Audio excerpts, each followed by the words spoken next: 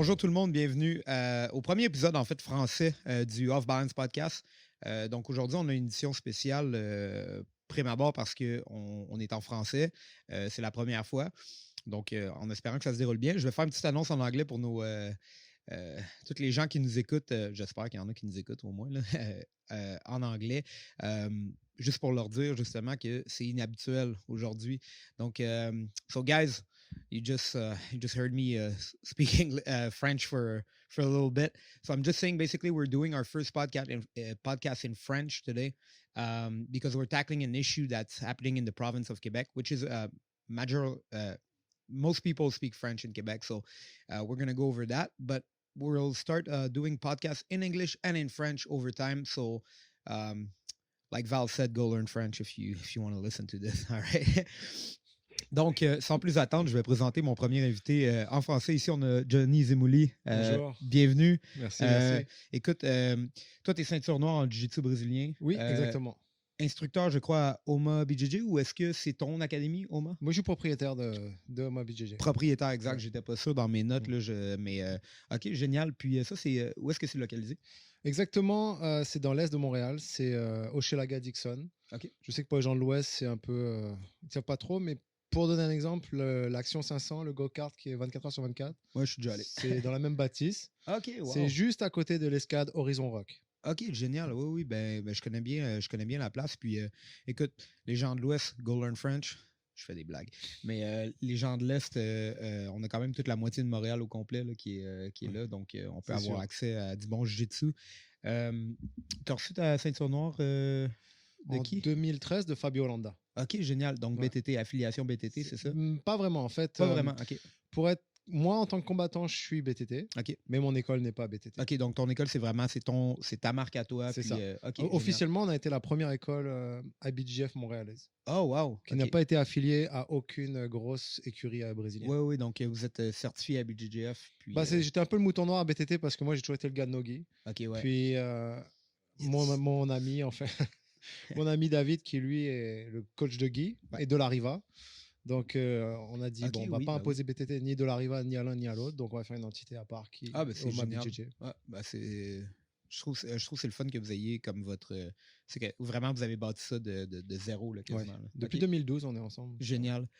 Puis là, reprends-moi si j'ai pas les bons termes, mais je pense que peut-être que tu présides le comité au niveau de la légalité du jiu-jitsu au Québec, ou je sais pas exactement où on en est, puis on va en parler aujourd'hui, c'est notre thème principal. Bien sûr. Mais je sais pas si c'est un titre qui peut fonctionner en ce moment ou... Comment je pourrais dire ça? En fait, il y a un comité qui s'est formé pour la légalisation des arts martiaux non olympiques. OK, ouais. Ce comité, il fallait un porte-parole pour le jiu-jitsu brésilien. Ouais. C'est tombé sur moi. C'est tombé sur moi pas par une sélection. C'est parce que c'est moi qui ai appelé pour avoir des nouvelles. Finalement, ils ont pris mon nom comme la personne qui représente le jiu-jitsu. Sinon, il n'y aurait personne qui nous représenterait. En effet, je pense que en ce moment, c'est... j'en ai parlé récemment, puis depuis un petit bout, avec d'autres collègues, avec des amis, des gens qui me posent la question où est-ce qu'on en est, tout ça. Puis moi-même, tu sais, qui est québécois, qui a compétitionné au Québec beaucoup, je commence à me poser la question de plus en plus parce que je réalise à quel point ça fait tort à notre organisation. Puis on a une communauté, tu sais. Moi et toi, Johnny, on s'est, je pense, jamais entraîné ensemble. On s'est rencontrés une fois à San Francisco en compétition. Oui, c'est ça. Mais puis rencontrer, c'était en dehors de la compétition. Mais on a plusieurs choses en commun, entre autres, justement, notre amour pour le jiu-jitsu. Puis, justement, moi, je commence à y réfléchir beaucoup. Puis, ce que je voudrais qu'on fasse aujourd'hui, c'est peut-être présenter un peu l'historique un peu de ce qui est arrivé. Bien sûr. C'est définitivement pas ta première fois que tu vas faire ça. Non, mais c'est pas grave. Ouais, puis, mais je pense que c'est important parce que je veux pouvoir peut-être avoir une plateforme médiatique, mais pas juste médiatique, mais aller toucher les gens de jiu-jitsu, puis peut-être voir qu'on peut peut-être relancer un peu le mouvement. Bien sûr. Parce que c'est vrai que ces derniers temps, on a plus touché le grand public. Ouais. Parce qu'on est passé dans des médias qui sont plus reconnus au niveau, genre du Journal de Montréal, oui, exact. Du Trisac ou TVA ou exact. RDS. C'était vraiment des plateformes générales. Ouais. Donc, à part le partager après sur des plateformes de jiu-jitsu entre nous, comme celui de la fédération ou nos pages personnelles, j'ai pas vraiment été invité dans quoi que ce soit qui est personnel au jiu-jitsu. En fait. Ouais, exact. Puis, comme je dis, si on peut, écoute, si moi, Oliver, Val qui possède un gym aussi ici, donc il fait partie de la communauté, on peut avoir peut-être un impact, ben, je pense que ce qu'on cherche à faire, puis j'ai l'impression que pas juste pour moi, aujourd'hui, personnellement, je vais apprendre plus à propos de ça. Mais je pense que les gens qui nous écoutent vont pouvoir aussi avoir une meilleure idée de qu'est-ce qui se passe, où est-ce qu'on en est, puis qu'est-ce qu'ils peuvent faire pour aider. Donc, donne-moi l'historique. Qu'est-ce qui est arrivé pour faire simple, en fait, je ne veux pas donner de nom ou quoi que ce soit, mais il y a eu des problèmes au niveau du MMA amateur, principalement. Plusieurs organisateurs qui ne s'entendaient pas vraiment, puisqu'il n'y a jamais eu de règlement des MMA amateurs, il n'y a jamais eu vraiment d'entente. Puis, encore une fois, le MMA amateur, par rapport au jiu-jitsu, il y a de l'alcool sur les événements. Ouais. Donc, c'est sûr que ça fait une différence. C'était plus des événements de soir. Donc, il y a eu des chicanes entre eux, on va dire. Puis, ils ont plusieurs fois appelé la police les uns sur les autres. À un moment donné, la police en avait un petit peu marre. Elle a dit, c'est quoi la loi? Puis, la loi, ils ont regardé. Il n'y avait aucun décret provincial du Québec qui gérait en fait ce genre d'événement. Donc, ils ont été prendre la loi fédérale. La loi fédérale disait que les sports olympiques, les money prize, comme on dit, les compétitions peuvent avoir lieu. Si vous n'êtes pas un sport olympique, à ce moment-là, ce sera un décret provincial qui devra gérer ça. Puis là, au Québec, on n'a pas de décret provincial. Il n'y a pas de décret provincial. Donc comme ils sont sur la loi fédérale, techniquement, on n'est pas un sport olympique. Oh, wow. Donc, ils ont dit, fini. Donc, en fait, les gens pensent d'une certaine façon que c'est la police qui nous en veut. Mais la police ne nous en veut pas, ils ont d'autres choses à gérer. Puis en plus, ceux qui gèrent ça, en plus de la police, c'est ceux qui gèrent les gangs de rue, toutes ces choses-là. Donc ils ont vraiment des choses beaucoup plus importantes que nous à gérer. Ouais, je peux comprendre. Mais le problème, c'est que si quelqu'un appelle pour faire une plainte, ils doivent y répondre. Ils doivent y répondre. Ça fait partie de leur mandat. Là, exactement. C'est-à-dire que contrairement à ce qu'on pense, ils ne viendraient pas nous dire, vous ne pouvez pas faire la compétition. Ils vont nous dire, si vous faites la compétition, on vient vous arrêter tous. C'est ça la différence. C'est ça qui est arrivé, je crois, à une compétition majeure. C'était Abu Dhabi qui. Exactement. La première qui est arrivée, c'était en février 2000. Maintenant, on est combien 2020, donc je dirais 2017. Wow, déjà. C'était à 3 ans. Et donc, on a dû trouver une solution d'urgence. C'était Fabio qui organisait ça à l'époque. Oui. Et la solution d'urgence, c'était de déplacer la compétition en Ontario. Parce qu'en Ontario, le problème arrivait de la même façon, mais ce n'était pas encore aussi frais qu'au Québec. Mais en fait, en réalité, le premier événement qui a été annulé, c'est un événement de kickboxing. Ah oui, vraiment? C'était un événement de kickboxing au Casino Montréal en plus. Oh wow. C'est le premier qui a été annulé. Malheureusement, ceux du kickboxing n'ont pas été très. C'est pas appréciable ce qu'ils ont fait.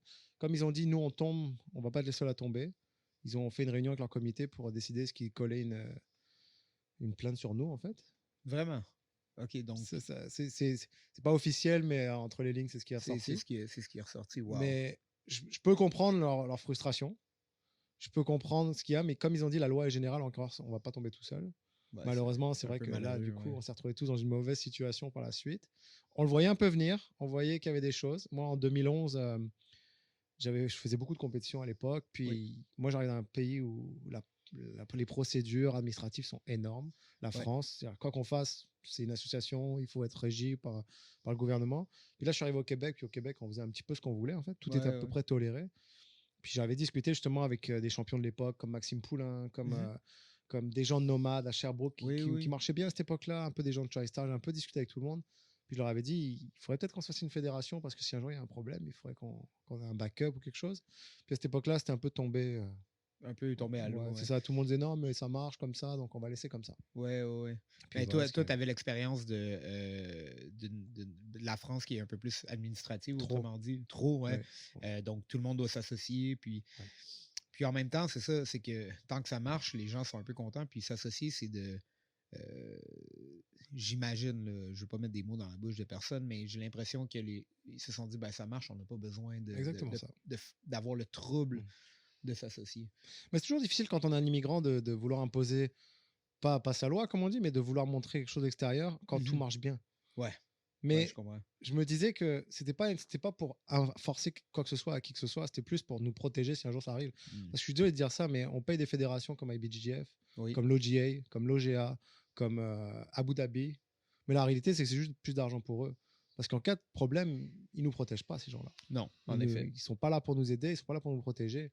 Et en réalité, c'est juste pour pouvoir participer à leur compétition. Ouais, c'est un bon exemple avec JJF.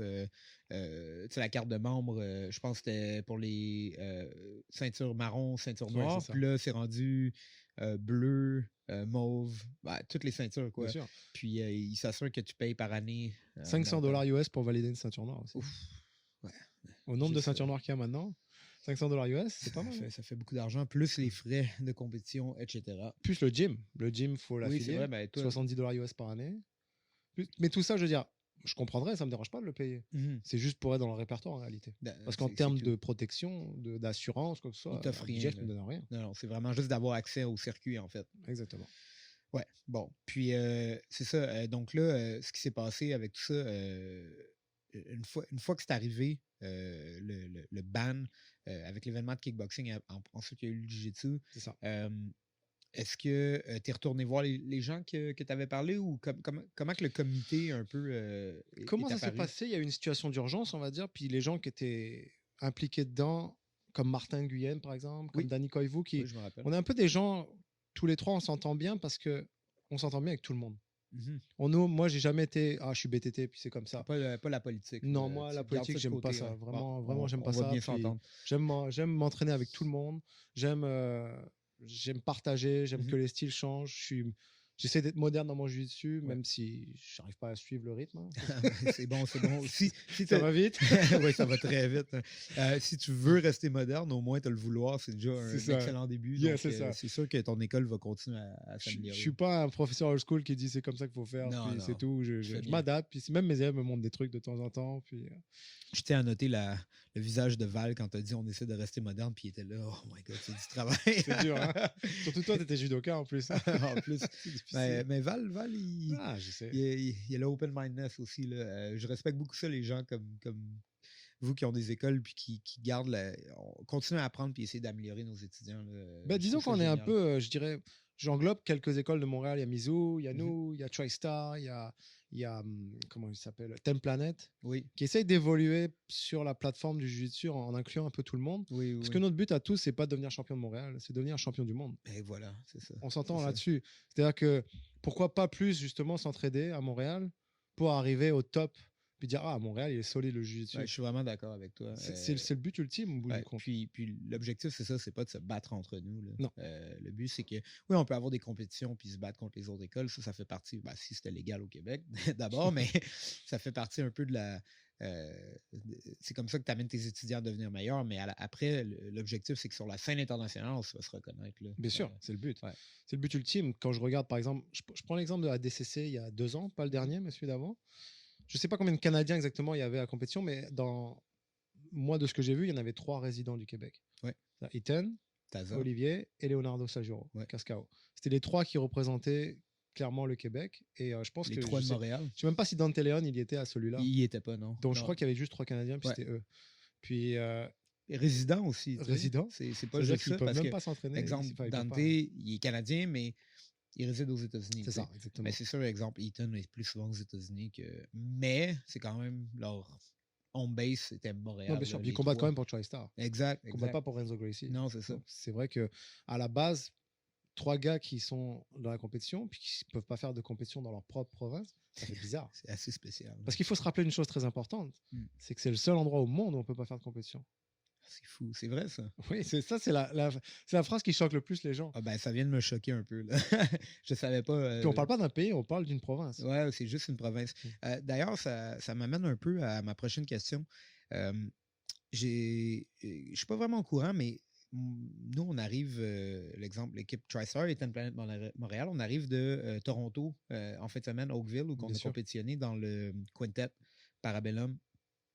Puis, on est à quelques heures du Québec, une autre province, puis j'aimerais ça, c'est ça que tu m'expliques, comment, tu m'as parlé du décret provincial, comment est-ce que c'est possible pour nous de compétitionner en Ontario? Qu'est-ce qui se passe en fait? Parce que je sais qu'il y avait eu un peu de problème partout au Canada après ce qui est arrivé au Québec. Donc, qu'est-ce qui fait que eux, ça fonctionne en ce moment? En fait, il y avait, je vais retourner dans l'historique après la compétition, qu'est-ce qui s'est passé? Le problème, en fait, n'était pas donc juste provincial, il était pas mal de toutes les provinces, sauf qu'il y en a qui sont... C'est tellement grand le Canada que l'ouest du Canada, pour moi, c'est un autre pays. Ouais, puis eux, ils tolèrent. Puis c'est vraiment un état d'esprit différent où ils sont plus dans la tolérance, puis ils laissent faire, puis il n'y a pas de problème. Au milieu du Canada, il n'y a pas grand-chose. On est tous d'accord avec ça. C'est ça. C'est qu'il n'y a pas grand-chose que ce soit n'importe quoi, mais il y a du pétrole. Puis après, bon, c'est surtout la côte est qui représente le jiu-jitsu au Canada. Donc les deux problèmes étaient plus l'Ontario et le Québec, en fait. L'Ontario, ils ont fait... En fait, il y avait 3 solutions à ce moment-là. La première, c'était de faire les bons citoyens comme le Québec a fait. C'est-à-dire de dire, OK, on va travailler avec la police, on va travailler avec le gouvernement. 3 ans plus tard, toujours rien. La deuxième solution, c'était de le faire à la manière de l'Ontario. C'était faire des compétitions, les continuer, puis pousser à ce que l'opinion publique, ça pose problème. C'est-à-dire que qu'est-ce qu'ils ont fait? Ils ont fait venir des policiers qui faisaient du jiu-jitsu sur les événements pour remettre les ceintures, les médailles aux gens sur les podiums. Ah, es-tu sérieux? Donc, comment on fait après pour arrêter des policiers par d'autres policiers sur un événement jiu-jitsu? Quand ça passe dans l'opinion publique, ça passe mal. Le côté un peu plus passif-agressif des anglophones, genre, OK, on n'est pas vraiment d'accord, mais on va pas crier, mais on va vous montrer que si vous faites plus, ça va mal passer. Je pense que c'est intéressant le contraste que, tu sais, au Québec, on a tendance des fois à reculer un peu puis à dire, tu sais, on veut pas choquer les gens, on veut pas déranger les gens. Alors qu'en Ontario, ils ont fait ça, mais comme tu dis, passif-agressif. Moi, personnellement, j'aurais fait la 3e solution à la française, c'était la révolutionnaire. Ah oui. Moi, j'aurais laissé faire la compétition, puis j'aurais fait que des enfants ce jour-là. J'aurais aimé voir si la police serait venue arrêter que des enfants toute la journée. Puis là, j'aurais fait venir tous les médias et on voir, allez-y, montrez-moi que vous arrêtez les enfants. J'aime encore plus ta solution. Mais après, ça m'aurait fait un dossier criminel. Les compétitions à BJJ, j'aurais regardé à la télé. Bon, vu de même. J'étais pas assez fort pour prendre tout le risque. Non, je comprends. C'est dur de prendre ça sur ses épaules, mais OK, je savais pas que c'est ça qu'ils avaient fait en Ontario. C'est ça. Donc, 6 mois plus tard, ils avaient déjà demandé un système, en fait. C'est-à-dire qu'ils demandent un PSO. PSO, ça veut dire qu'une fédération reconnue par la province. Donc, en Ontario, ce qu'ils ont eu, c'est qu'ils se sont fait reconnaître par rapport à peut-être je me trompe dans le nom, mais je crois que c'est IGGF. IGGF, qui est l'International Jiu-Jitsu Federation, qui, eux, font vraiment du jiu-jitsu traditionnel, mais qui ont une partie Newaza. Cette partie-là, en réalité, a été rachetée par Abu Dhabi. Ah ouais. Pourquoi? Parce que Abu Dhabi, ce qu'ils veulent, en fait, c'est ce qu'ils ont fait déjà. Ils ont déjà déposé la demande olympique. Donc, IGGF, qui est une grosse usine à argent, qui est à but lucratif, peut pas, par ce statut, se présenter aux Jeux Olympiques. Non, il faut une fédération qui englobe le monde. Exactement. Exact. Puis, il ne faut pas qu'il y ait d'argent, surtout. Le but, c'est de faire de l'argent. Donc, en fait, là, il y a la version qui s'appelle CBJJF, qui est la version brésilienne de IGGF, qui, eux, sont à but non lucratif. Je ne sais pas si tu as déjà fait une compétition au Brésil, mais c'est 3 fois moins cher. Non, jamais encore. Je ne suis jamais allé encore, mais j'aimerais bien. C'est ça, c'est 3 fois moins cher. Ah, et puis, ils sont en dessous du CBJJF, c'est ça? CBJF. Mais en fait, Abu Dhabi donc, a racheté la partie IGGF. Puis, eux, ils font la partie qu'on appelle Newaza, en quelque sorte. Donc, en fait, en Ontario, ils se sont affiliés à ça. OGA, donc c'est là où ça se complique un peu les choses. C'est que l'OGA, c'est affilié à ça. Puis, du coup, maintenant, ils ont eu leur PSO et ils ont pu avoir le contrôle des compétitions. Sauf que la façon dont ils l'ont fait, c'était un peu spécial. Il fallait que chaque compétition soit affiliée à un gym. Oh, OK. Puis chaque gym avait le droit à une compétition par année. Sauf qu'il y a certains gyms, on ne sait pas pourquoi, ils pouvaient en faire 4-5. Parce que soi-disant, ils avaient des écoles satellites. Mais ça devenait compliqué. Ça commence à être compliqué. Puis est-ce que les compétiteurs doivent s'enregistrer en dessous de la fédération? Pour participer, oui. OK. Puis est-ce que ça inclut des coûts? Ou... Je crois que il me semble que c'est 25$ l'année. OK. C'est pas excessif. Mais encore une fois, ça ne donne pas grand-chose. Ça donne des assurances, c'est sûr, mais ça ne donne pas grand-chose. Puis oui, ils ont des beaux événements comme l'Ontario Open qui rapportent quand même des beaux voyages pour aller en compétition. Oui, bien sûr. Mais là, du coup, il y a une autre organisation qui s'est créée, c'est l'OGA. Donc l'OGA, eux, c'est Grappling Association. Ontario Grappling, l'autre, c'est Jiu-Jitsu Association. Puis, par exemple, les événements du SAU sont sous OGA. Les événements Mastermind. Puis c'est quoi la différence majeure entre les deux? La différence majeure, c'est que l'OGA sont par rapport à comment on appelle ça, le règlement d'Abu Dhabi, puis ils sont techniquement pour le Jiu-Jitsu. Sauf que l'OGA, à la base, ils sont affiliés à FILA, donc ce qui est la lutte mondiale, mais ils ont un règlement qu'ils ont adapté pour le Jiu-Jitsu, donc il y a certains règlements qui sont un petit peu différents. Puis il y a beaucoup de soumissions qui ne sont pas acceptées alors qu'elles sont acceptées à l'autre côté, qui déjà, à BJJF, on s'entend que ça baisse le... bien sûr. Il n'y a pas de heel hook, il n'y a pas de blocking knee. Mais c'est un petit peu ajusté des deux côtés. Ils font ça à leur sauce, en quelque sorte. Pas tout le monde est d'accord, mais en réalité, si on veut faire des compétitions, on doit passer par eux. Mais au moins, c'est ça. Pour le moment, au moins, eux, ils peuvent créer des événements à chaque mois ou 2 mois, peu importe. Là, exemple, le Parabellum où vous étiez ce week-end est sous OGA. OK, c'est ça que j'allais te poser comme question. Donc l'OGA, c'est pour ça que vous n'avez pas le droit de faire des heel hooks. Exact. On avait le droit de reap, mais on n'avait pas des heel hooks. Puis pas de neck crank, puis pas de slam. Ce qui est un peu dommage pour un événement de no-gi. Surtout à ce niveau-là, je trouve, parce qu'il y avait beaucoup de ceintures noires, puis je pense que ça change la game. Tout le monde le sait, les clés de jambes, ça peut changer. On va jouer différemment. Bien sûr. Bon, ceci étant dit, on a quand même eu du plaisir, puis ça nous a permis de quand même montrer notre jiu-jitsu, donc c'est mieux que rien. Bien sûr, non, c'est sûr. Ensuite, qu'est-ce qu'on fait au Québec pour soit... Est-ce qu'on doit se trouver une fédération? Est-ce qu'on doit créer une fédération ou est-ce que ça doit passer par la législation au niveau Alors, le problème, il est là, c'est que politique. La fédération, techniquement, c'est le côté sportif. Ouais. Là, le problème est criminel. OK. Quand je dis criminel, ça fait peur le mot, mais en réalité, ça veut dire que c'est un problème légal. Ça veut dire qu'en gros, le problème n'est pas sportif. Une fédération va plus régir le côté sportif. Ouais, exact. Donc, en fait... Donc, si c'était toléré, la fédération, ça rend ça plus clean d'une certaine manière. Puis... En quelque sorte, ce que je veux dire par là, c'est que ce qu'ils nous proposent, il y avait 3 solutions. C'était soit faire comme ils font dans les autres provinces où ils tolèrent. Donc, ils laissent faire comme ça se passe, comme en Colombie-Britannique, comme Terre-Neuve, des choses comme ça. Ouais. Soit ils avaient la solution de faire comme en Ontario, où là, ça devait être une fédération qui devait gérer. Ouais. Ou soit ils avaient une autre solution où c'était pas forcément une fédération, mais plus un permis d'événement qui assurerait en fait la sécurité des lieux, des combattants, des exigences médicales. Là où on avait un petit problème à se comprendre, c'était le 4e point. C'est que le 4e point, ils veulent que ce soit à but non lucratif seulement. OK. Ce qui fait que, en réalité, s'ils font ça, ça ramènera pas plus de compétition. Qui est-ce qui va organiser les événements? Qui fait des compétitions à but non lucratif? Personne. La réalité, elle est là. Moi, j'en connais pas. Là. Non. Puis en même temps, on est dans un système qui a besoin t'as besoin de motivation. Puis la motivation, c'est pas nécessairement de faire de l'argent sur le dos de quelqu'un, mais plutôt de dire que tout ton travail à créer un événement, à faire du marketing, tout ça, c'est d'avoir quelque chose qui te revient, évidemment. Sinon, non, mais l'OBNL, enfin le but non lucratif dans les sports, c'est une hypocrisie incroyable. Non, ça n'existe pas. Parce qu'en fait, les gens font ça sous des OBNL, mais le but, c'est de reverser de l'argent, que ce soit en salaire, en quoi que ce soit, mais le but, c'est quand même de faire de l'argent. Oui. C'est pas juste pour la beauté du sport. Non, et non. Le problème que j'ai dans ce comité, en fait, c'est que quand j'y vais, je suis un peu le mouton noir. Ça crie pas mal contre moi. Ouais. Parce que eux, ils sont tous légaux. C'est-à-dire que tous les gens qui représentent le comité, c'est le judo, le karaté, la boxe, le kickboxing. Là, toi, t'es dans le coin jiu-jitsu, puis ils sont comme ils te pointent du doigt. Là. Puis ils ont pris quelqu'un pour le MMA qui était... C'est pas lui qui est venu, c'est eux qui ont demandé qu'il vienne. C'est qui la personne pour le MMA? Je me sens, mais son nom de famille, c'est Vaillancourt. C'est quelqu'un de Trois-Rivières. OK. Mais moi, je le connaissais pas avant. Steve Claveau, il doit le connaître. Tu connais Steve? Mon grand ami Steve Claveau. Faudrait l'amener sur le podcast un jour, Val. Oui, vous rigolerez. Ah oui, on va rire beaucoup. Il était venu une ou 2 fois à l'époque à BTT, puis à chaque fois, il écoutait parler. C'est hilarant. Il est drôle. Il est vraiment drôle. Ouais. Puis en fait, c'est ça le problème, c'est que quand j'arrive à cette réunion, eux, ils sont pas pressés. Ils sont toujours légaux. Donc, mais il y en a certains qui ont un peu peur, comme le karaté, par exemple. Le karaté, ils sont aux Jeux Olympiques de 2020. Oui. Mais ils sont pas sur le programme de 2024. Oh, wow. Donc, ça veut dire que techniquement, si demain, le karaté sont toujours pas sur 2024, à partir de la fin des Jeux Olympiques, ils sont plus légaux au Québec. Oh, wow. Ils auraient plus le droit de faire de compétition. Ah, c'est incroyable, ça. C'est quand même la loi, vraiment, moindrement que tu tombes, admettons, des Jeux Olympiques, exemple comme la lutte a failli être enlevée à un certain moment, c'était parlé. Exactement. Ça devient un sport illégal. Exactement. La boxe, même chose. La boxe qui a énormément de corruption, qui a failli ne pas aux Jeux Olympiques, qui a dû être repris par WBA et WBC parce que sinon ils ne continuaient pas. S'ils sont plus aux Jeux Olympiques, ils sont plus légaux, donc ils pourraient plus faire de compétition. Techniquement, même incroyable. Je veux pas dire d'autre chose, mais un judo qui serait pas le judo olympique peut pas faire une compétition. Par exemple, des compétitions comme le Kosen Judo, techniquement, ne pourraient pas faire de compétition. Ok, puis comment ça ils s'en sortent?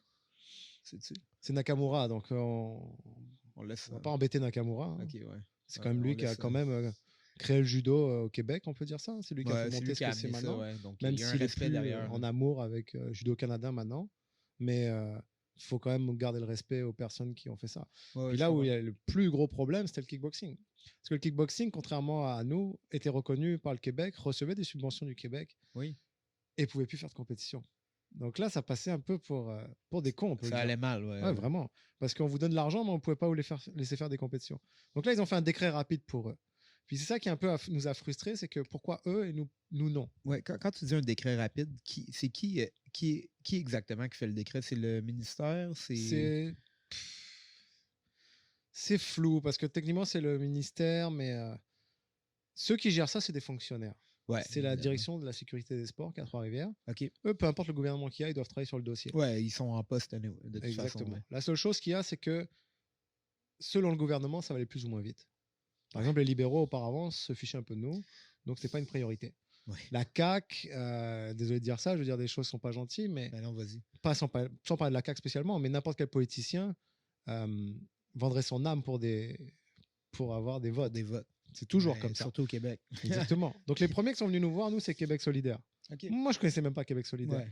Mais là, en fait, ce qui m'a beaucoup frustré dans tout ça, c'est que si on arrive à sortir dans les journaux avant une élection, on savait que c'était une fenêtre. Parce que j'ai quelqu'un dans la communication qui s'occupe de ça derrière, il est très, très bon. Oui. Puis lui, il me dit qu'est-ce qu'il faut faire, qui voir, à quel moment. Personnellement, le jiu-jitsu, on a eu tellement de médiatisation par rapport à la reconnaissance de notre sport. Je veux dire, qui connaît notre sport? Nous, on le connaît parce qu'on en fait. Bien sûr. Mais si j'en parle à des gens, ils n'aiment même pas à prononcer le nom des fois. Jiu-jitsu, ils ne savent même pas le dire. Donc, à partir de là, il fallait genre, avoir une plateforme médiatique. Donc, les politiciens, c'était la meilleure des choses. Les élections arrivaient.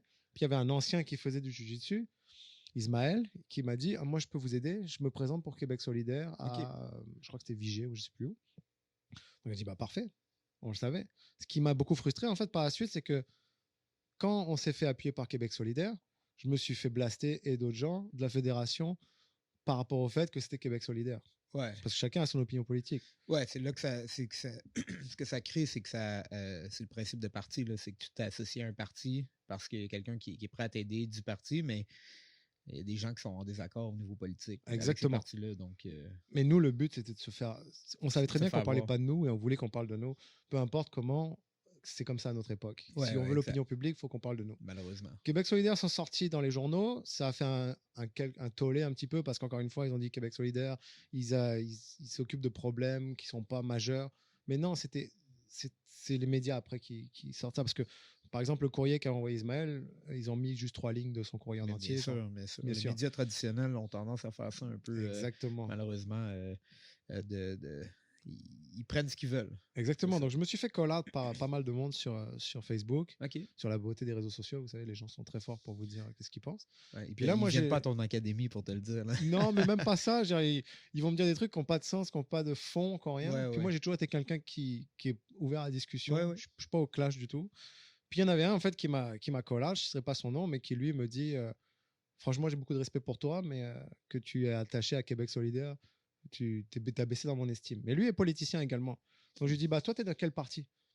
Il ne s'attendait pas à une réponse comme ça. Il m'a dit je suis à CAQ. Ok, est-ce que vous aussi vous êtes d'accord avec ça? Si vous êtes d'accord, si nous, tant que les 4 partis sont d'accord, on va aller voir la CAQ. Et qu'après qu'il y en a un qui est élu et qui travaille pour nous, on s'en fiche que ce soit Québec solidaire ou qui que ce soit d'autre. Puis là, silence radio. Après, plus de messages, plus rien. C'est quand même malheureux. Mais c'est là que tu vois que c'est dur de fonctionner avec la politique parce que ils ont leur agenda d'abord pour ce qu'ils veulent régler, puis ensuite ça crée justement des tensions parce que malheureusement chaque parti a tellement une ligne différente que si tu n'es pas dans leur ligne, ben t'es pour quelqu'un d'autre. Au lieu de voir un peu les nuances que c'est un problème qu'il y a des citoyens du Québec veulent régler. Ben, est-ce que ça nous amène des votes? Non. Prochaine fois. C'est ça. Parce que moi, je peux vous dire qu'au jiu-jitsu, j'avais fait le calcul parce qu'on avait fait un petit répertoire. On a demandé un peu aux écoles de nous dire combien ils étaient par école. On est à 10 000 et plus quand même. C'est pas mal de votes. Hein. C'est pas n'importe quoi, 10 000 et votes. C'est beaucoup. Bon, sûr qu'il y a des enfants là-dedans, il y a tout ça, mais il y a les parents derrière. Les parents, ils voient, puis ils se posent des questions. Donc, on n'est plus aussi petit qu'on était auparavant. Puis ça grossit énormément. Moi, je le vois. Écoute, c'est sûr que je varie entre. Je suis plus au Tristar, c'est mon école. Je viens aussi au Mizu souvent. Avec Val, on est associés. Puis au Tristar, j'ai jamais vu autant de personnes sur les matelas. Dans la dernière année, ça n'a aucun bon sens. Puis je suis sûr qu'à ton école, toi aussi, tu vois une différence. Bien sûr. Puis de tout profil. Je pense que Val aussi, tu vois une différence à ton école. C'est un nouveau projet. Puis on voit qu'il y a de plus en plus de monde intéressé. Là. Ah non, vraiment. Mais ce que j'aime, c'est que c'est à l'époque, je veux dire, c'était des hardcore combattants qui voulaient faire du jiu-jitsu. Puis après, il y a eu cette période où j'ai eu des gens qui venaient et je voudrais faire un cours par semaine. Puis moi, c'était pas concevable dans ma tête de faire un cours par semaine. Tous les jours. C'est ça. Une fois que je le fais à vie. Puis je le fais tous les jours. Puis de plus en plus, en fait, j'ai compris, les petites blogueuses californiennes qui font leur petit cours de jiu-jitsu de self-défense, des stars du cinéma, de plus en plus. Ashton Kutcher. Il y a même des gens qui voulaient faire un super fight Ashton Kutcher contre Keanu Reeves.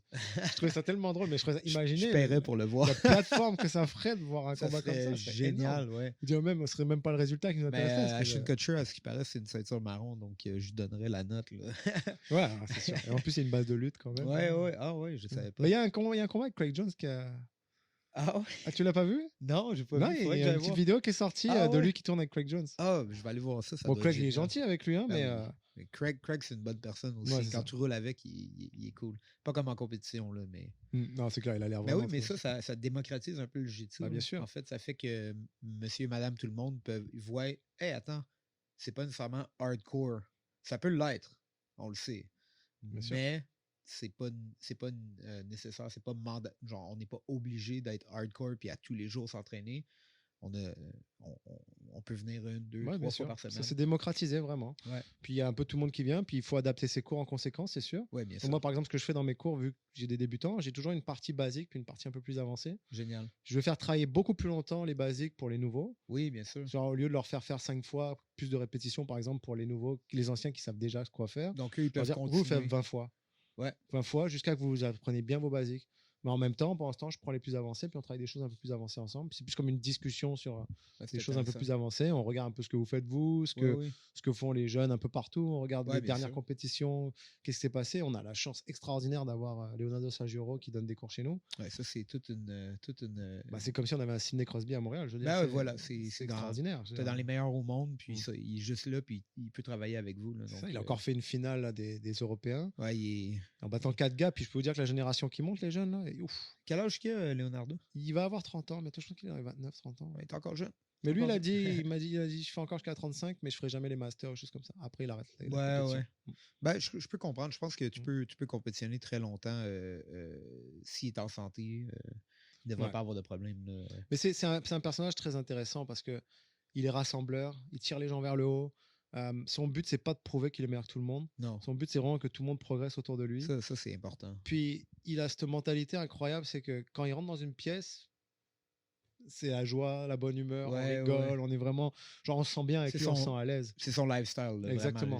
Puis, si on veut se battre fort, il va se battre fort. Si on veut se battre calmement, il va se battre calmement. Il en a pour tout le monde. Puis, il veut toujours que les gens se sentent bien. C'est pas toujours comme ça. C'est pas toujours comme ça. Non. Surtout avec des compétiteurs, des fois, on peut voir... des fois, ça devient vraiment une guerre là, où on voit qu'il y a une attitude des fois. Puis ce que je trouve en voyageant, c'est que tu vois un peu tout le genre de personnes. Puis chapeau aux compétiteurs comme Leonardo qui sont au plus haut niveau, puis mais ça leur monte pas à la tête. Tu vois? Non, vraiment pas. Puis j'en connais quelques-uns qui sont comme ça, que ça leur monte pas à la tête, puis qui sont prêts à prendre du temps pour te montrer, puis à essayer justement de lever tout le monde, parce que quand tu lèves tout le monde, tu as des meilleurs partenaires d'entraînement. Bien sûr. Donc sûrement qu'il a réalisé ça. Il le sait que en s'entraînant, si tu fais juste détruire tous tes partenaires puis t'es pas nécessairement de bonne humeur, tout ça, ben ces gens-là ne voudront plus s'entraîner. Exactement. Ouais, ça crée une atmosphère qui est un peu quasiment lugubre, là, qui est comme tu vas au gym puis tu sais pas qu'est-ce qui va arriver, plutôt que tu vas au gym puis c'est tes amis, c'est tes partenaires d'entraînement, puis en plus, tu rends ton école, tu l'élèves en fait. Oui, bien sûr, exactement. Ouais. Puis la chose incroyable avec lui, surtout, moi, où il me fait halluciner ce gars-là, c'est que tous les autres gars, ils sont dans des écoles avec 15, 20 ceintures noires. Ouais. Des champions qui les poussent tout le temps. Cascaro, il s'entraîne au Québec. On va dire la vérité, il n'y a vraiment personne pour le pousser au maximum. À son niveau, il n'y a pas beaucoup. Non, il n'y a pas beaucoup. Je veux dire, il y a quelques bonnes ceintures noires au Québec qui peuvent le déranger un peu. Puis ce qui était drôle, c'est qu'à un moment donné, il avait été invité justement à la DCC. Puis il avait fait venir pas mal de bonnes ceintures noires du Québec, comme Olivier Kisseng, comme Patrick Baudouin, comme comment il s'appelle, Carl Fagnan, enfin bref, un petit peu des gens qui... Corey également. Oui, Corey, je me rappelle, m'avait dit, il était allé quelques fois s'entraîner avec. Moi, dans ma tête, je dis, en Nogi, il s'entraîne jamais, Cascao, on va voir ce que ça va donner avec les clés de jambes et tout. Il n'y a jamais personne qui a réussi à lui atteindre les jambes. Jamais. Ouais. Il a une pressure pass incroyable, même pour le poids qu'il fait. Et puis, je trouvais ça extraordinaire que personne ne pouvait même juste aller dans ses jambes parce qu'il ne laissait pas les personnes aller là. Oui, ben exact. Mais en fait, c'est toute son expérience, toutes les années qu'il a faites. Oui, on dit le kimono, puis le gi, puis le no-gi, c'est vraiment différent, mais il y a aussi, à la fin de la journée, ça reste du grappling aussi. Bien sûr, donc, si tu as des bons pressure pass en gi, tu modifies un peu tes grips, puis en no-gi, ça va fonctionner aussi. Exactement. Parce que c'est où est-ce que tu mets ton poids. Le contraire est plus difficile. Genre, si on fait que du no-gi, de passer au gi, c'est difficile. Je suis d'accord. Parce que les grips, c'est tellement ça change la chose la plus importante du gi, et les gens ne comprennent pas des fois ça. Non, exact. Puis des fois, tu es habitué de pouvoir bouger d'une position, mais là, il y a quelqu'un qui t'arrête. Donc, exactement. C'est pas pareil. C'est vraiment pas pareil. Faut que tu regardes les grips, tu fasses je dois faire quelque chose avec ces grips-là avant de pouvoir commencer à bouger. T'sais. Puis là, la nouvelle génération qui arrive est extraordinaire parce qu'eux, ils n'ont plus peur de rien. C'est-à-dire que nous, on a été une génération, enfin, personnellement, moi, je suis un peu plus vieux, j'ai 41 ans, mais je suis arrivé d'une génération où les gens nous disaient ça marche pas, ça marche pas, ça marche pas. Moi, j'ai réalisé qu'avec le temps, en fait, tout marche. Ouais. Tout marche, ça dépend comment on l'amène. Comment on l'aborde. Là. Exactement. Ouais. Puis là, il y a des jeunes qui arrivent, comme par exemple Mathéus Gabriel, qui était ceinture marron il y a 2 ans. Il arrive au World, il soumet le fils de Cobrinha. Kennedy, il lui casse le bras. Il bat Cascao, il bat Jamil, le champion en titre. Puis il soumet en finale Marcio André sur un triangle inversé. C'est incroyable. Le gars qui s'est fait jamais passer la garde dans une seule fois en compétition. Les Rotulo, les gens comme ça, ils ont peur de rien. Je veux dire, en fait, c'est incroyable. C'est que la nouvelle génération, comme tu dis, a accès à tout ce que leurs enseignants ont dû apprendre au fil des ans. Puis c'est toujours comme ça. La prochaine génération, imagine l'autre génération d'après, qui sont probablement pas nés ou ils commencent peut-être le jiu-jitsu. Des gens qui commencent jeunes, qui commencent à 6, 8, 10 ans, 12 ans. Ça va. Les Rucholos, les deux frères, là, à ce qui paraît, parce que Ethan et Tazin ont passé 2 semaines avec eux, là, puis ils sont incroyables. Là, non, vraiment. C'est sûr. Ouais. C'est sûr. Dans une école, en plus, entre les guillemets, on peut dire c'est une école qui est quand même physiquement lourde, fort. Oui. Puis c'est pas des gros gars, eux deux. Hein. Non. Mais non, ils sont 160 livres maintenant. Là, ils sont en développement, ils ont 16 ans. Là. Ça va être quelque chose, hein, quand. Ouais. Ils n'ont pas le droit d'avoir ceinture noire parce que techniquement, ils sont trop jeunes. C'est 19 ans minimum. Ouais, exact. Mais, je veux dire, ceinture mauve, ils ne doivent pas s'amuser avec eux en ce moment. Non, c'est ça. Mais non, ça ne doit pas être le fun. Je suis content qu'ils grossissent et qu'ils aillent plus haut que ma catégorie de poids. Restez loin d'eux. Allez-vous-en. Ouais, exact.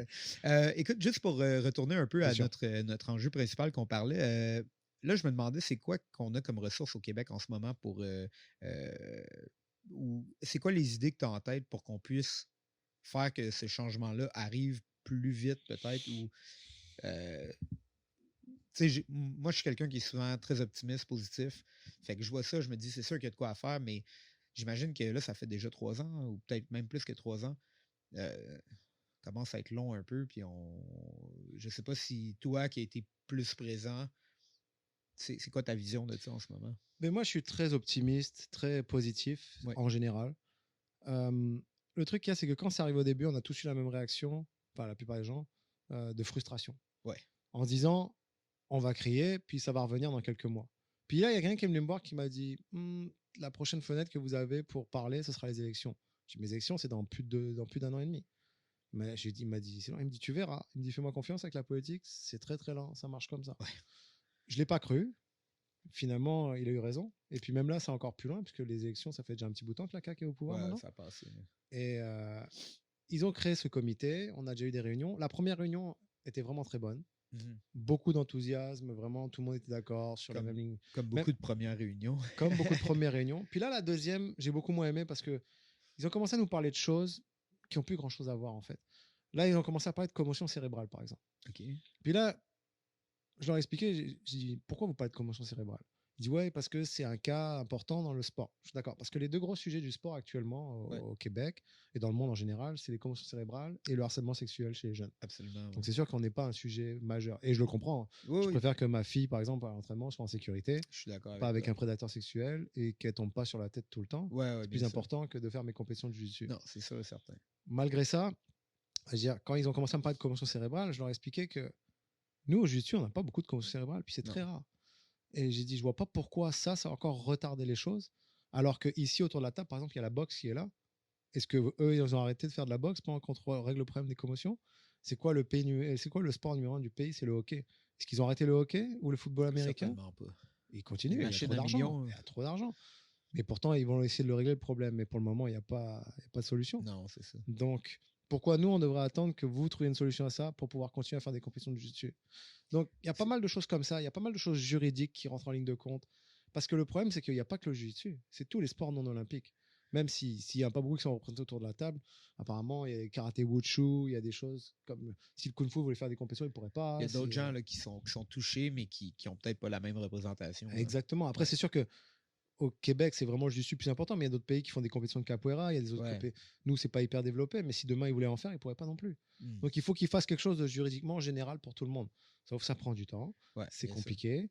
Puis le problème, c'est que plutôt que de nous dire non, on s'occupe pas de vous et là on peut crier et puis dire on n'est pas content, bah là on se rend dans une situation où ils nous disent bah c'est en cours. Et ça, c'est la pire des situations. C'est en cours, ça te laisse un peu dans le néant. Bah, c'est ça, c'est-à-dire oui, on s'en occupe, mais c'est pour ça que moi j'ai proposé une solution. J'ai dit pourquoi la ministre, elle ne nous donne pas juste une ordonnance, quelque chose, un papier qu'elle donnerait à la police, qu'en attendant que ça se règle, on puisse continuer à faire ce qu'on fait. Ouais, exact.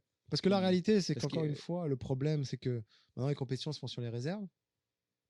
Ouais, en ce moment, c'est ça. On avait des compétitions très très bonnes avec des exigences médicales magnifiques à l'époque. On avait des compétitions comme Abu Dhabi, comme IBJJF qui est né à Montréal. Des plus officielles d'une certaine manière, puis qui sont des machines huilées. Là, c'est exactement. Ils savent où est-ce qu'ils s'en vont directement. Où ils sont maintenant, ils sont à Toronto. Ouais. Toronto sont toujours morts de rire parce que Toronto, en fait, ils nous regardent au Québec faire n'importe quoi. Ouais.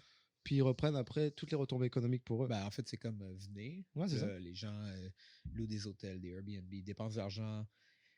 Puis ça, on dirait qu'en fait, je dis le gouvernement, j'englobe autant les fonctionnaires que les fédérations, tout ça, ils ne voient pas ça, on dirait. Que Toronto, eux, ils ramassent le Québec, là, en termes de grappling, en tout cas, en termes de jiu-jitsu.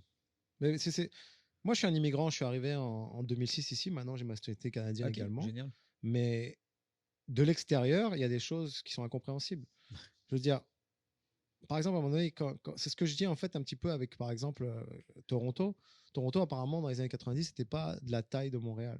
Puis maintenant, Toronto est devenu beaucoup plus gros. C'est comme le centre. Puis beaucoup de gens m'expliquent en fait que c'est pas mal grâce au référendum que c'est arrivé. Ouais. C'est-à-dire que quand ils ont vu que ça pouvait peut-être devenir un pays séparé ou quoi, même si j'ai pas d'avis vraiment sur ça, moi, ni l'un ni l'autre, les gros sièges sociaux sont partis à Toronto. Ouais, Toronto a accueilli, Toronto a baissé les taxes municipales, les choses comme ça. C'est devenu le centre économique comme exactement, ils ont fait tout pour attirer chez eux.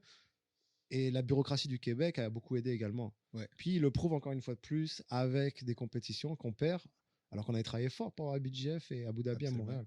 C'était quand même magnifique d'avoir des compétitions comme ça. Ouais, les Montréal Open à chaque année. Bien sûr. Le Abu Dhabi à chaque année. Val a participé. Bien sûr. Il y a des grandes villes dans le monde qui n'ont pas d'Open. Il n'y a pas d'Open à Cleveland. Il n'y a pas d'Open, je ne sais pas moi. Il y a des grandes villes des États-Unis. Il y a plein de villes partout dans le monde qui n'en ont pas. Et nous, on l'avait depuis longtemps. Oui, exact. Ouais, c'est assez malheureux. Est-ce que tu dirais qu'il y a un peu comme un essoufflement par rapport parce que j'ai l'impression que je sais que c'est repassé dans les médias il n'y a pas si longtemps, mais j'ai l'impression qu'il y avait comme la communauté avait comme un peu un souffle derrière, dire OK, on veut rendre ça légal. Les gens en parlaient un peu plus, puis là, j'ai l'impression, puis ça vient de mon opinion personnelle puis de mes réseaux là, qui sont très limités dans le fond. Mais j'ai l'impression que peut-être qu'on en parle moins en ce moment du cas du jiu-jitsu au Québec parce que c'est dans le néant un peu ou. Bah c'est ça qu'on en parle moins parce que je prends le SAU qui est une compétition montréalaise par exemple. Ouais. Ils ont combien maintenant cette année? Ils vont avoir 5 ou 6 événements en Ontario. Ouais. Donc ils sont partis. Grappling Industry qui s'est développé énormément dans le monde. C'est international maintenant. Ils sont partout. Australie, Europe, les États-Unis au grand complet, Canada. C'est une compagnie qui est montréalaise en plus. David Agoudi a commencé ici. Oui, il s'entraînait chez BTT à l'époque. Ouais, puis nous, on se réveillait le matin. Dans notre lit, on allait prendre l'autobus, on allait compétitionner. Exactement. Moi, Oliver Taza, puis là, je parle de mes amis proches, Donald, Ethan, tous ces gars-là, on a grandi ensemble dans le grappling. Puis moi, je suis une autre génération que toi. J'ai commencé plus récemment le jiu-jitsu, mais si c'était pas de ça, moi, je ne compétitionnerais pas ailleurs. Là. En ce moment, je ferais autre chose de ma vie. Mais là, moi, le jiu-jitsu, c'est ça que je fais à temps plein. Mais pour compétitionner, je dois prendre l'avion maintenant. Mais c'est aussi ça qui est beau dans le jiu-jitsu, c'est que tu peux en vivre. Exact. Puis c'est ce que j'explique en fait, parce qu'on a un problème justement dans le comité, dans la réunion, c'est que vers où ça va, on n'est pas forcé d'avoir une fédération pour devenir légal. Ouais. Comme je dis encore une fois, la fédération, c'est le côté sportif. Nous, c'est le côté légal.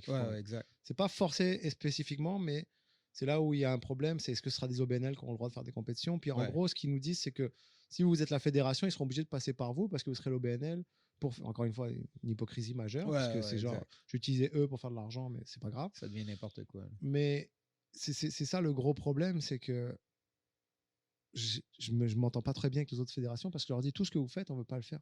Ils me disent mais pourquoi? J'ai dit je vais vous dire un exemple. Vous êtes une quinzaine de personnes en haut avec vos beaux costumes et vos pins. Voilà. Puis vous êtes là et vous gagnez des milliers de dollars. Puis vos combattants de judo, de karaté, peu importe, ils s'entraînent beaucoup plus fort que les gens de jiu-jitsu pour arriver aux Jeux Olympiques. Puis qu'est-ce qu'ils gagnent? Pas grand-chose. Ils ont des subventions, mais le temps qu'ils vont être dans le judo. Une fois que c'est fini, je suis désolé, j'ai des amis à moi qui essaient d'ouvrir des écoles de judo maintenant. C'est difficile. C'est pas aussi facile que le jiu-jitsu. C'est très difficile. Le jiu-jitsu, c'est gros champion. C'est ça, c'est fou. Là. Et là, je leur dis, nous, le jiu-jitsu, c'est l'opposé. Je suis désolé de dire ça, mais quand il y a des gars comme Gordon Ryan qui vont gagner $1 million dans une année, good for him, je suis content. Ben oui, absolument. Il a travaillé fort pour ça. Puis ça montre que le jiu-jitsu, c'est un sport qui augmente. Tu aurais dit ça il y a 10 ans. Gagne des millions de dollars en faisant du jiu-jitsu, je pense que tout le monde aurait fait je suis pas sûr que c'est possible.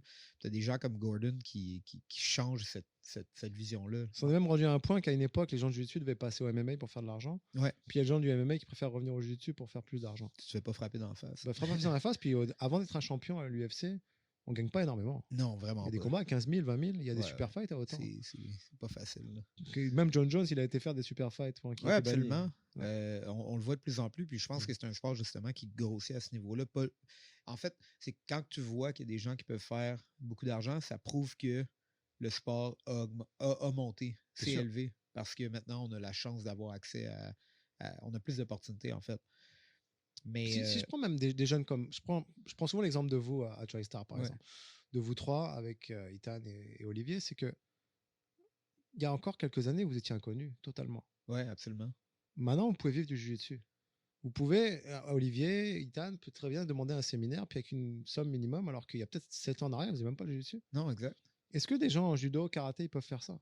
Ça va être compliqué. Tant qu'ils ne sont pas 4e, 5e dan, ça va être difficile de ramener du monde. Alors qu'il y a ce côté moderne un peu jiu-jitsu, les podcasts, les vidéos, flow grappling, le côté visuel qu'on a. C'est très nouveau comme sport. C'est un sport que j'ai l'impression, j'avais la discussion récemment avec un ami, on parlait de la lutte puis du judo, que c'est des sports qui sont extrêmement développés, mais qui ont atteint un peu leur pic. C'est ça. Puis être le meilleur au monde en judo, c'est pas facile. Oh c'est vraiment pas facile parce que c'est un sport qui est tellement développé que si tu veux être le meilleur au monde, il faut que tu gagnes une médaille olympique. Puis gagner une médaille olympique, c'est du travail.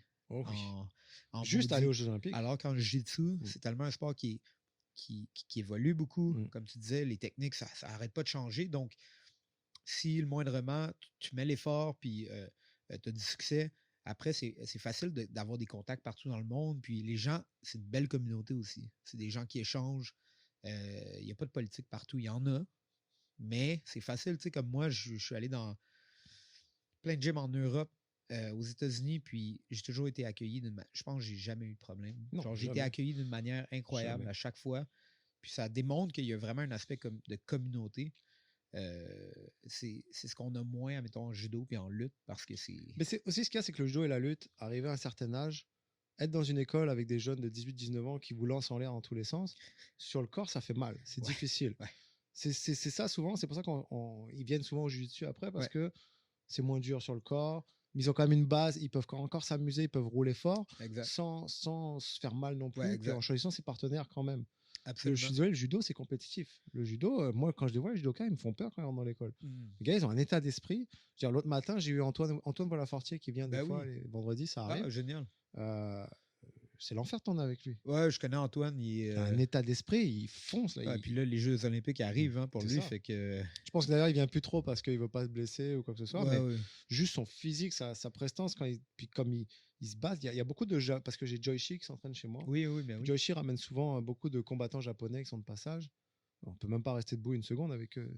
Et ils sont gentils avec nous, ils sont très très gentils parce que ils peuvent te lancer. Sacré champion, puis ils nous ramènent pas n'importe qui à chaque fois. Ouais, c'est sûr. Mais je vois le physique qu'ils ont, l'énergie, la force. Ouais, puis la majorité des blessures souvent vont arriver quand on tombe, justement. Alors que si on commence au sol, c'est plus facile de se tenir loin des blessures. Donc, je pense que c'est ça que la force du jiu-jitsu, c'est que c'est un sport qui peut amener des gens de tous les âges, toutes les athlétique ou pas, c'est facile de se développer, créer son jeu puis rester longtemps. C'est un sport de longévité. Bien sûr. Puis chacun a un objectif différent. À 50 ans, tu te fais moins lancer sur la tête. Un année, t'en as ici. Là. Moi, j'ai vu Val Poulet-Lagarde. pour moi, ça a été un joueur extraordinaire. Val, un judoka de haut niveau qui pull la garde. C'est pour vous dire comme il évolue dans le jiu-jitsu. Ben oui, absolument. Mais tu sais quoi, Val, là, en ce moment, là, c'est comme un running gag quasiment, mais impossible. Sa garde est tellement rendue dure à passer. Là. Il est plus sur le dos maintenant que debout. Tu sais quoi? Il pull plus la garde. Non, bien sûr. Quand j'ai vu ça, parce que j'étais au Super Fight Mastermind Cup, et justement Val combattait. Puis je dis à mes élèves, vous allez voir, lui, c'est un bon judoka. Puis il a poulé la garde. Ils m'ont tous regardé. Ils m'ont dit, ah, mais il n'a même pas combattu debout. J'ai fait, ouais, mais c'est ça justement la beauté du jiu-jitsu, c'est que chacun va évoluer vers son style. Je prends un autre exemple, Denis Nguyen qui est en Ontario. Je ne sais pas si tu le connais. Oui, je connais. Très très bon d'ailleurs, qui avait fait un très beau combat au World. Ouais. Pareil, c'est un judoka de base aussi. Puis c'est un gars qui poule la garde aussi maintenant parce que il comprend l'objectif du jiu-jitsu. Il comprend le jeu, en fait, il comprend la game. Et chaque jour on apprend, chaque jour c'est différent. On s'amuse vraiment. Ouais. Moi là j'ai un petit jeune, un judoka qui est arrivé chez nous. Là, il est fort, mais fort. Et il est plus fort en nogi qu'en gi, c'est ça qui est bizarre. Ah ouais. Puis ça va être quelque chose. C'est intéressant de voir justement les gens qui arrivent de différents horizons, puis qui instaurent le jiu-jitsu, puis tu vois vraiment comment ce sport-là est différent, puis ils peuvent l'utiliser pour changer la manière dont ils faisaient les choses. Bien sûr. Donc. Puis moi, je prends chaque ADCC, c'est souvent là où je regarde le trend, en fait. Le nouveau méta. Puis il y a une année, ça va être les clés de jambes, une année, ça va être les étranglements arrière. Puis souvent, ce que je fais un breakdown à mes élèves, puis je dis, OK, en termes de soumission, c'était quoi le pourcentage? Ça se finit souvent avec l'étranglement arrière qui arrive le plus souvent. Oui, absolument. Mais donc, il faut se rendre au dos. À un moment donné, c'était plus de la lutte. À un moment donné, ça allait sur des single legs. À un moment donné, il y avait la légende que les single legs, ça marche pas. Mais il y a 2 ans, je suis désolé, ça faisait que des single legs. Toutes les entrées étaient que des single legs. Puis, il y a eu des guillotines, il y a eu tout. Puis, tout revient à la mode à un moment donné. Chaque personne va s'adapter. Et puis, c'est ça qui est beau en jiu-jitsu, c'est que quand Dean Lister il est arrivé les premières fois à la DCC, il faisait des hooks à tout le monde, personne ne comprenait ce qui se passait. Ben non, exact. Pourtant, tu pourrais me dire comme toi, Dean Lister, en sentant qu'il est bon à les hooks, c'est plus qu'il a surpris tout le monde à la base. Ben oui, absolument. Mais c'est un sport aussi qui est comme ça. C'est que si tu surprends ton adversaire avec une nouveauté, ben ensuite, les gens doivent s'adapter à toi. C'est un peu ça qui est arrivé avec les clés de jambes. Là, tout le monde, maintenant, faire des clés de jambes, c'est plus facile. C'est difficile. C'est très difficile. Au haut niveau, tu le vois encore dans les tournois locaux, les gens qui sont moins habitués, c'est facile de les prendre, mais à un haut niveau, c'est vraiment pas facile. Je crois que j'essaye même plus de faire des straight ankle lock. Ouais, je comprends. Je crois que je l'ai laissé tomber. Même pas j'essaye.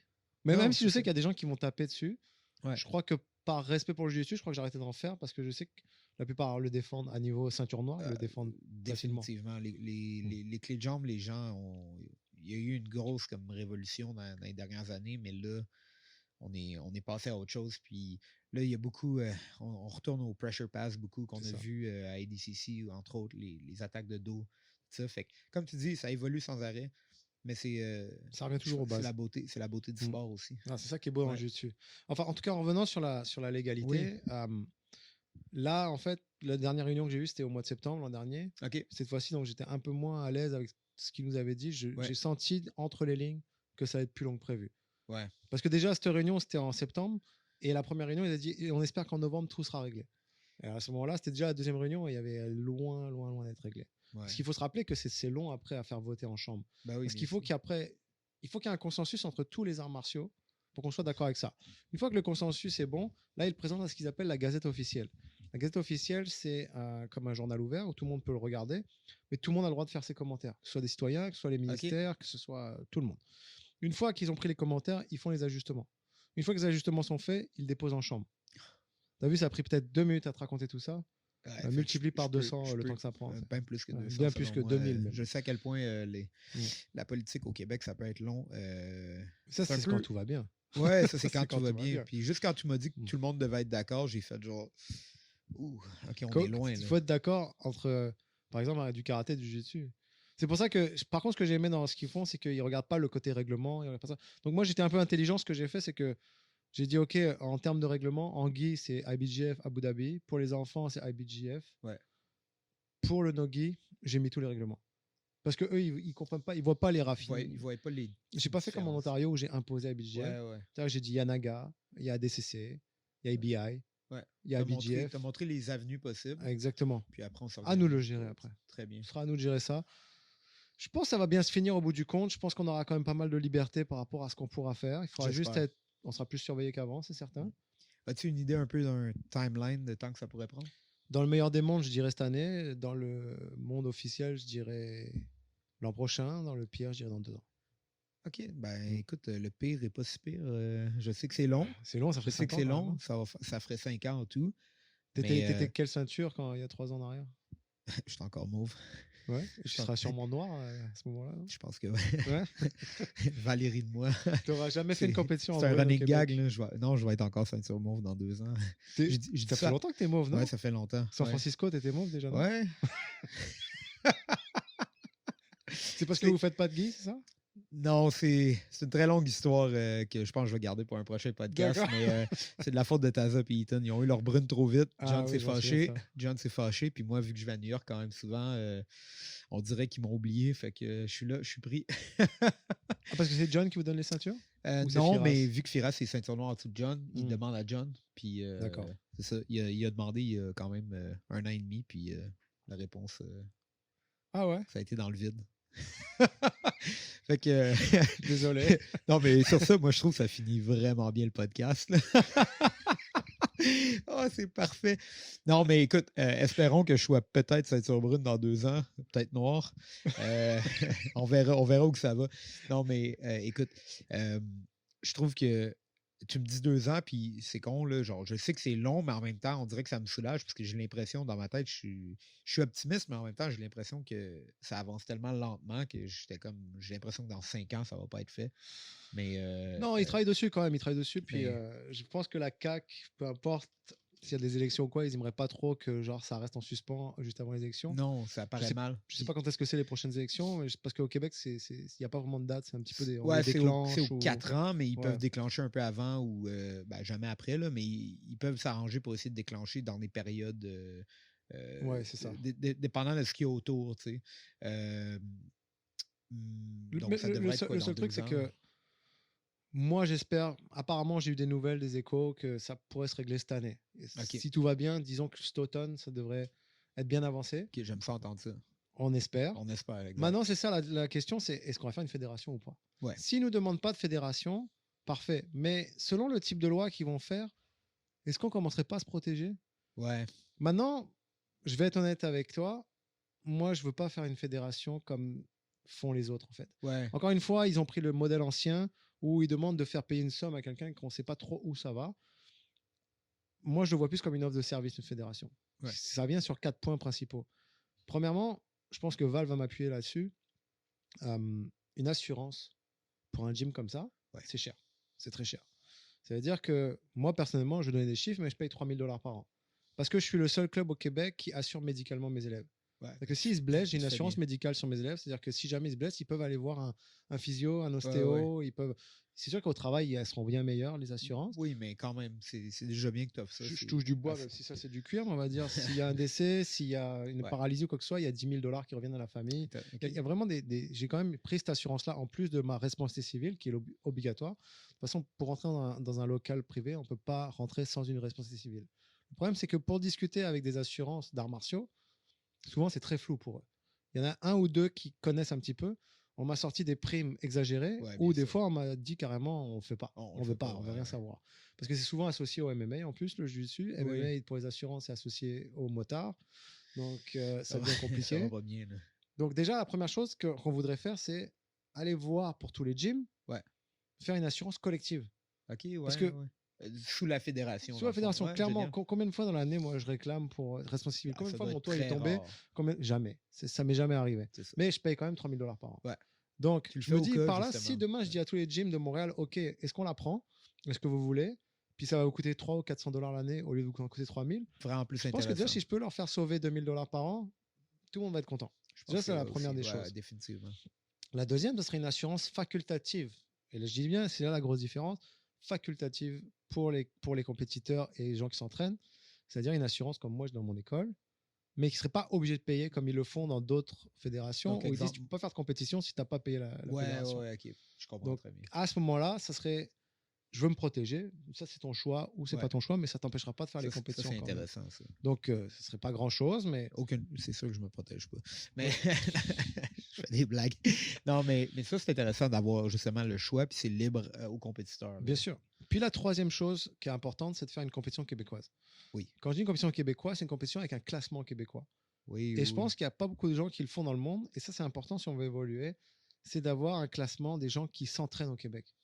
Parce que quand on dit Ontario Open, par exemple, il y a des voyages à gagner. Mais qui va se présenter? Moi, à l'époque, quand il y avait Abu Dhabi, par exemple, il y avait des Keenan Cornelius, il y avait des John Satava, il y avait Gigi Jackson, Arbison, il y avait JT. Je me suis battu avec JT Torres. Ah ouais. Mais techniquement, ça s'appelait l'Open de Québec, mais en réalité, ça venait de partout. International. Puis moi, je suis désolé, quand on voit la liste de noms, puis qu'on sait que tu es dans la JT Torres dans sa catégorie, ça va mal. Payer $150, on se dit, est-ce que c'est juste pour savoir combien de temps je vais tenir contre lui? Il faut que je sois réaliste, je veux dire.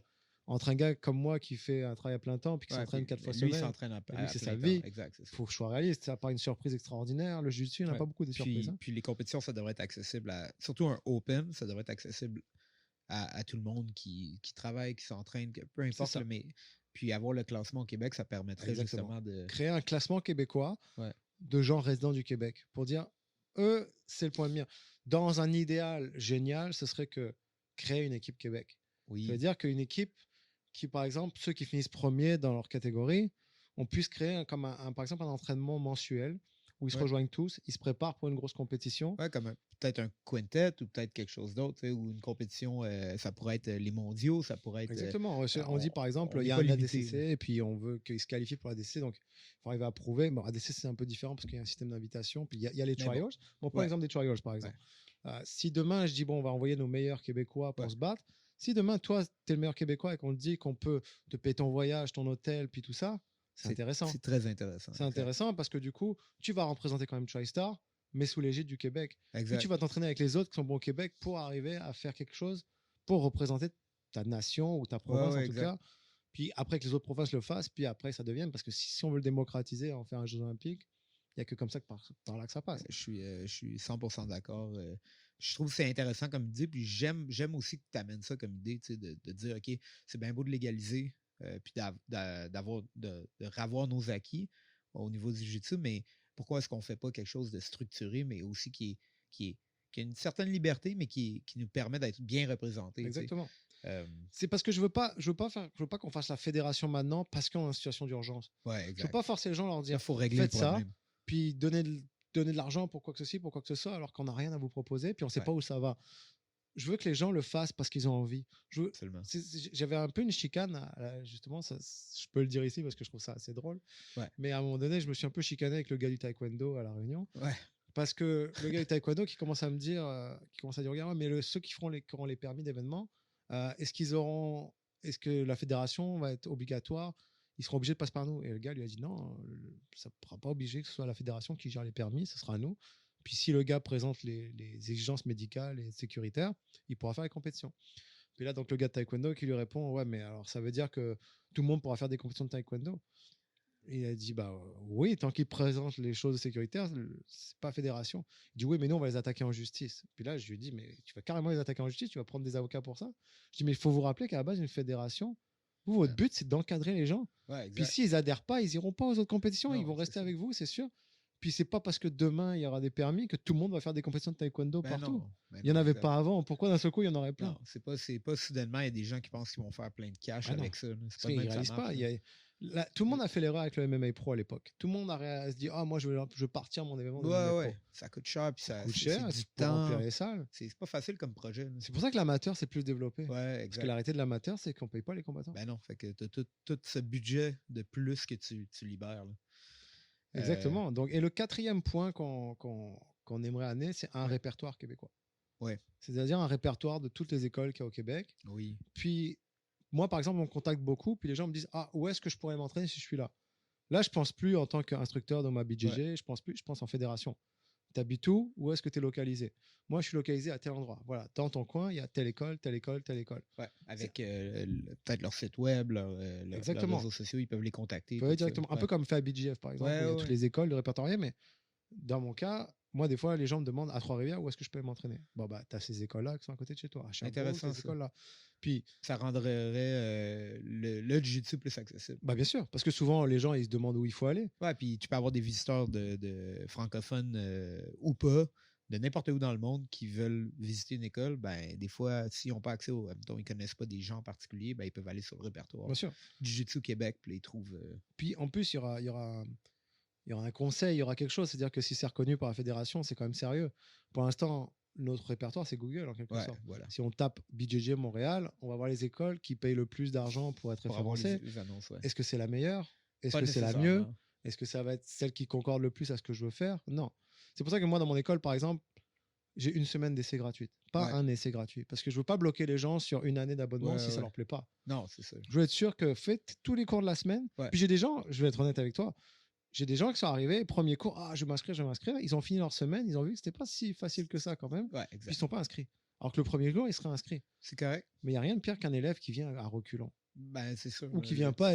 Moi, ça me frustre quand je vois un abonnement de payer puis le gars, il vient pas. Ben, c'est parce que en fait, tu veux créer ta communauté. Tu veux que les gens aient envie de venir. C'est ça l'objectif. On fait pas ça pour l'argent. On fait ça pour. Si on fait ça pour l'argent, on aurait fait du cannabis. J'allais dire, si tu faisais ça pour l'argent, Johnny, là, tu n'aurais pas ouvert une école de jiu-jitsu.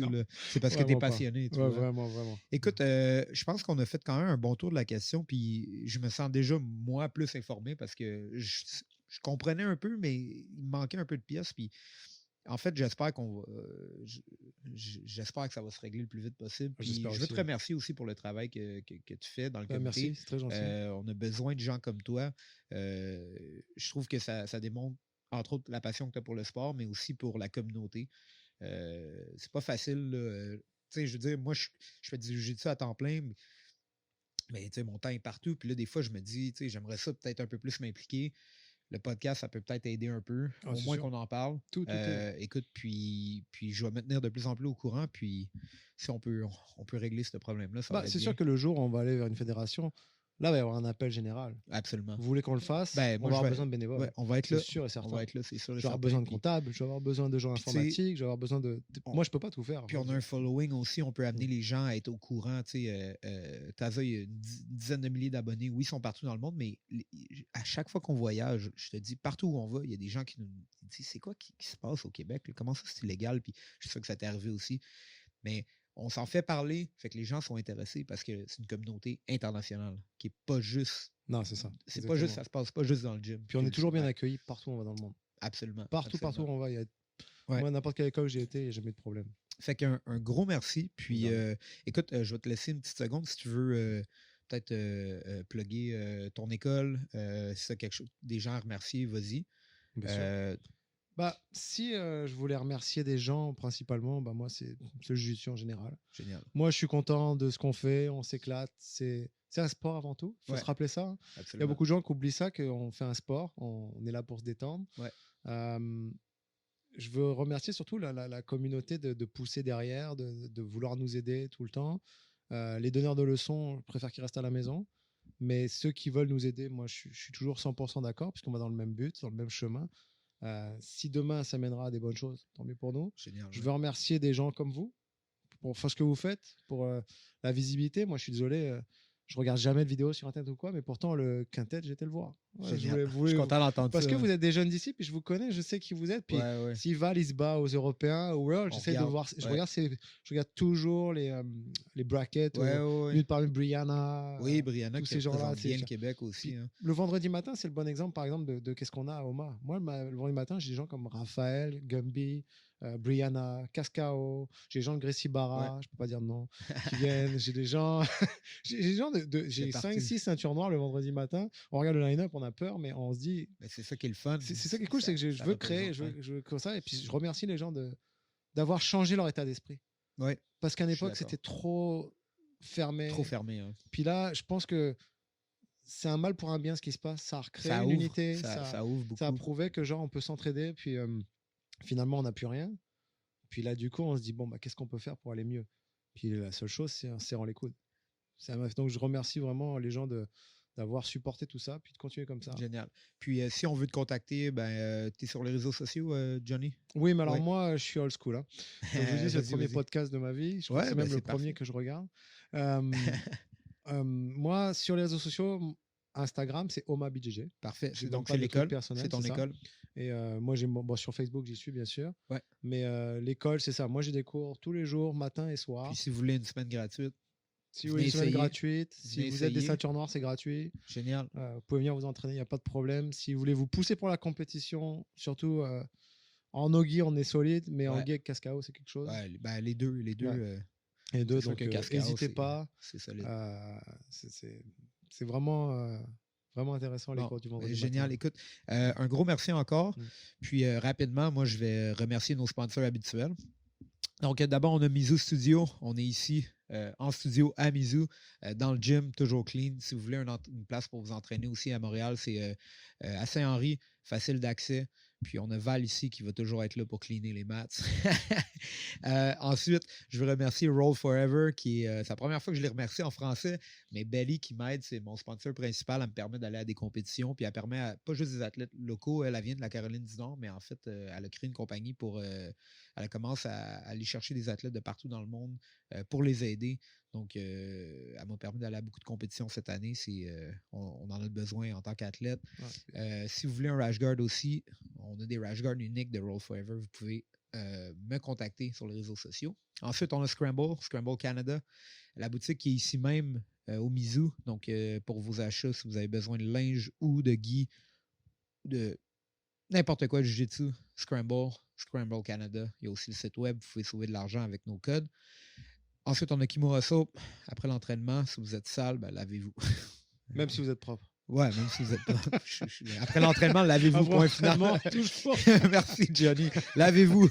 Lavez-vous, c'est important. Puis, finalement, il m'en reste deux, en fait. Origin Labs pour la protéine. Si vous voulez des suppléments, vous pouvez utiliser le code de Levertaza pour ça.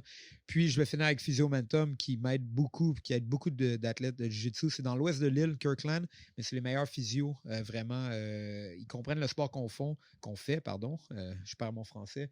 Mais moi, en ce moment, j'ai un coude qui est en mauvais état, puis il m'aide beaucoup avec ça. Donc, prenez rendez-vous avec les physios de là-bas. Est-ce que je peux aussi, moi, donner un petit collab pour deux sponsors? Vas-y, s'il te plaît. Je voudrais donner Jucado tout d'abord. Oui. Pas parce que c'est sponsorisé ou quoi que ce soit, mais parce que Jucado font beaucoup de travail en arrière pour aider justement aussi à la légalisation. OK, ben, je suis vraiment content d'entendre ça. C'est une compagnie qui est basée à Montréal, c'est ça? Qui est basée à Montréal. Et je ne sais pas si vous avez remarqué, ils sont de plus en plus présents au Jiu-Jitsu. Oui, absolument. Ils ont fait une ligne de vêtements, bamboo break, justement pour Jiu-Jitsu. Ouais. Là, ils ont commencé à sponsoriser Cascao, justement pour faire... Parce qu'ils ont été chercher Cascao justement pour faire des gi en fait spécifiques pour la compétition. Oh, génial. Et là, lui est venu leur amener des spécificités, puis ça va sortir bientôt. Oh, j'ai hâte de voir ça. Ils sont pas juste dans le jiu-jitsu, bien sûr, ils sont dans la boxe, ils ont sorti des modèles de gants de boxe. Dans le judo aussi, évidemment. Bah, le but en fait de Jucado, c'est d'un peu faire, d'aller voir dans chaque professionnel qu'est-ce qui se fait bien et à le mettre à un coût raisonnable. Oui. C'est ça que j'aime chez Jucado. Puis ce que j'aime aussi, leurs matelas sont incroyables. Ouais, puis si vous voulez des matelas à la maison, moi j'enseigne à des gens à la maison qui ont des matelas Jucado. Puis c'est très très bon. C'est très nice. Puis ils ont sponsorisé énormément d'événements à Montréal. Ils ont vraiment aidé la communauté en général.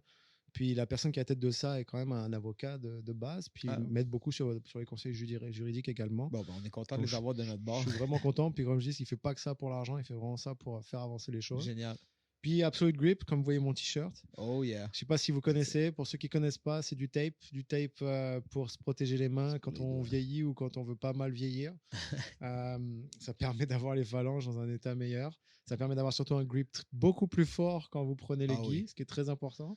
La différence avec les autres tapes, c'est pas juste que c'est le meilleur, c'est qu'aussi il est dans les couleurs des ceintures.